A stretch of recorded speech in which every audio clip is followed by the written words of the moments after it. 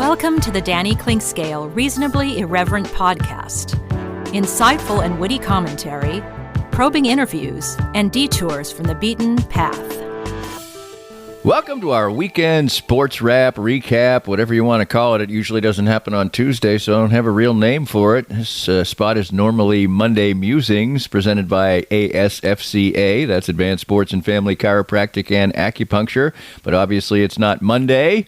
Happy holiday week to you. I had a family funeral on Monday, and it was the grandmother of my children, and she lived a fruitful and lengthy and enjoyable life till age 99, so it wasn't a sad occasion, but it was a full day occasion, and it was nice. The only good thing about funerals, really, is that families get together and you see people you haven't seen in forever and a day, and that was cool. And Monday also coincided with an off day for the Kansas City Royals at a nice time for them. A week ago at this time, it was not good times. They were struggling. Well, a week later, they've gone 5-2 against the Marlins and the Guardians and beat the Guardians head-to-head 3 out of 4, picked up a couple games on them, kind of inserted themselves back in the divisional race, but more importantly, kind of righted the ship, and they've got a potential good week lying ahead. Potential. That's always the case. Well, in other areas, maybe the news was mixed or just plain bad. The U.S. men's national team lost for the first time ever in Kansas City, and it was a bad time to do it. They lost to Uruguay, and they are out of the Copa America, and the questions are being raised about Greg Berhalter. They really couldn't create much in the game. They came out like a house of fire as far as energy was concerned, but Uruguay on the day seemed to me the better team in the end. The refereeing was seriously substandard, but I don't think that really, in the end, affected the outcome, although obviously any fans who see bad refereeing definitely are going to disagree. But anyway, now the questions abound because the World Cup is 2 years away. The good news of it, 55,000 people showed up at Arrowhead. It was a great scene, a great atmosphere as well. Sporting Kansas City, an uptick. They get a win. They played their best game of the year. They get their first clean sheet in forever. They beat Austin 2-0, but what that means is it's just a first step. They're still 9 points out of a playoff spot. If they play like they did on Saturday night, they can probably string together some wins, and that's just what they need right now. Also, we got some notes about the NBA and all the money they're splashing around. Wimbeldon begins as they kind of search for new stars, maybe. Some of the old guard either aren't playing or really can't go anymore. Although there's a Novak Djokovic out there who certainly is still viable, to say the least. Makes you think of maybe back in the days when you had more fun watching Wimbledon. I still enjoy it. John McEnroe is one of the best color analysts around. But Wimbledon starts up. It's 2 weeks of something to watch first thing in the morning. If you've got nothing else and you don't like certain other things, you can flip on tennis pretty much 24 hours and get something to enjoy.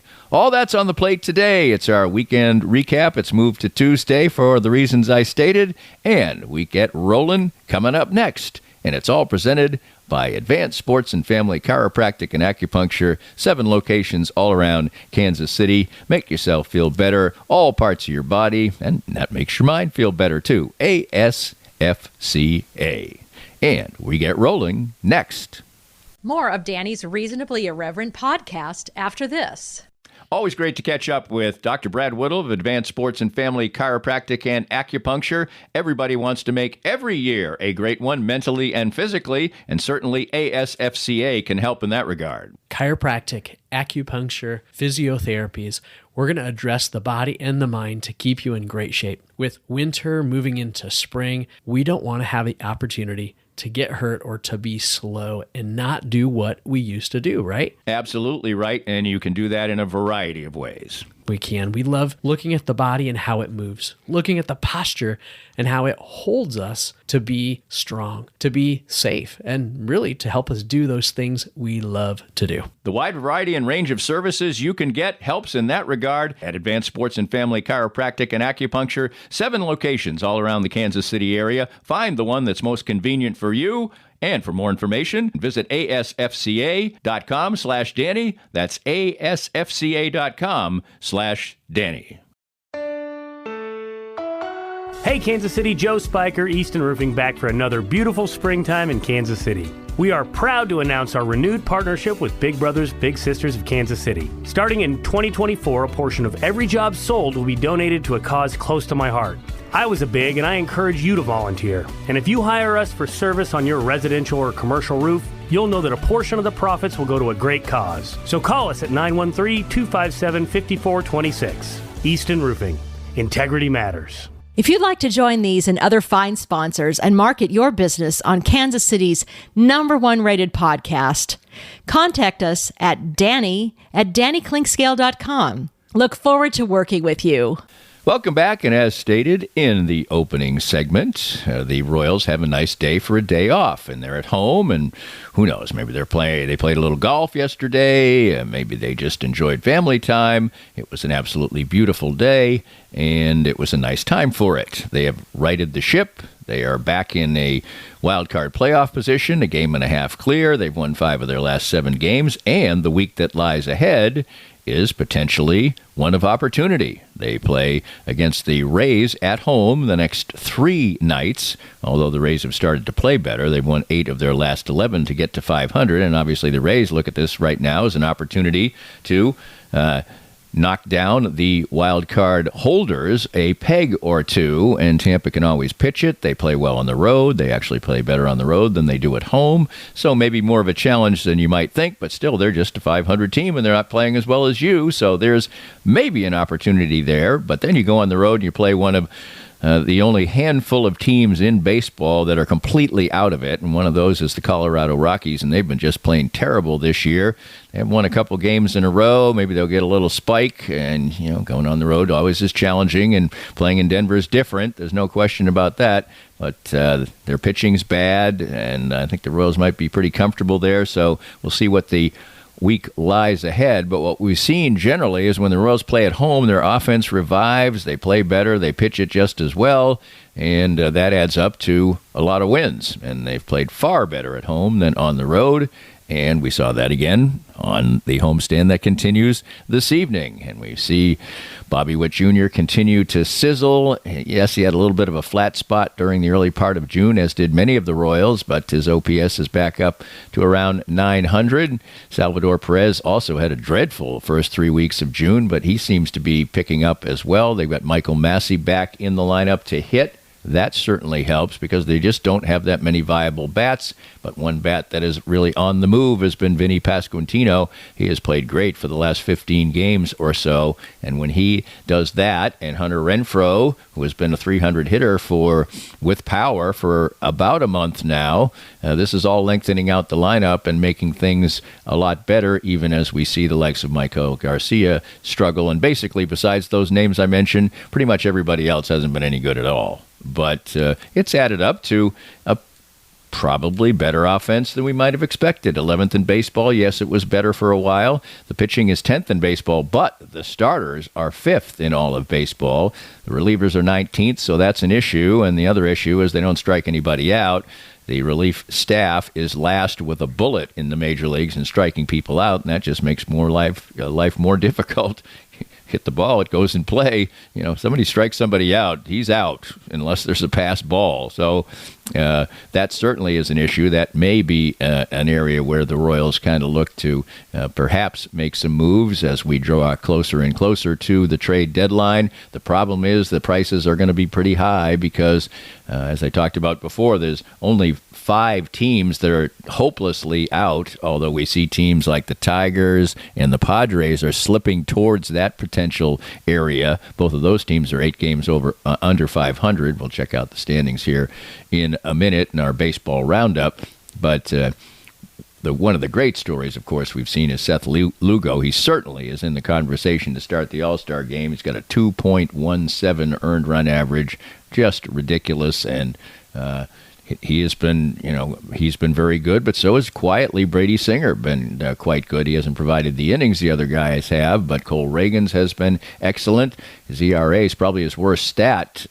Sometimes he just, you're a little astonished that he kind of gives up as much as he does, which isn't that much. He's got a 3.3 ERA, but with all the strikeouts and the more dazzling stuff than, say, Seth Lugo has, with Seth Lugo's wide variety of 8 pitches, then that makes him interesting and fun to watch if you like the art of pitching. But the Royals are still kind of a complicated team, as most teams are. There aren't too many teams, especially small market teams, that can touch all the bases, as it were. And they, right now, are in a position here in July, the early part of July, that we, I think, would have been surprised to say is true, that they are a wild card team right now. And I think we're all happy to accept that, gratefully. Now, they've been a sub-500 team for quite a while now, but basically not very far under 500, and they got all the way to 15 games over 500. So they're a wild card team now. They've got great starting pitching. Most nights they will be in ball games, and that's a cool thing. And July baseball is something that we really, really wanted to be able to talk about in terms of them fans being engaged and going out to the ballpark and not just thinking about the fact that Chiefs training camp starts up in a couple of weeks. Let's check out baseball. We like to go around baseball on Mondays, or in this case Tuesdays, and get you up to date in case you don't follow the other squads or the rest of baseball. And that's more important now because the Royals are really, truly in a race. I don't know if you still call it a pennant race when it's the wild card, because you're not going to win a pennant if you get in the wild card, but you'll have the chance to win a pennant. Can't do that if you don't make the playoffs. The Orioles have been scuffling a bit, and so have the Yankees, but that just means they're in the low 600s in winning percentage, and they're basically in a flat-footed tie for first place in the American League East. The Orioles are ahead on winning percentage by 2 percentage points, but it just shows baseball is it's just a difficult game. Even the very best teams lose upwards of 40% of the games. And in other sports, when you're really, really good, you lose a very low percentage of games, maybe 10 or 15% if you're really good. And it's just not what baseball is like.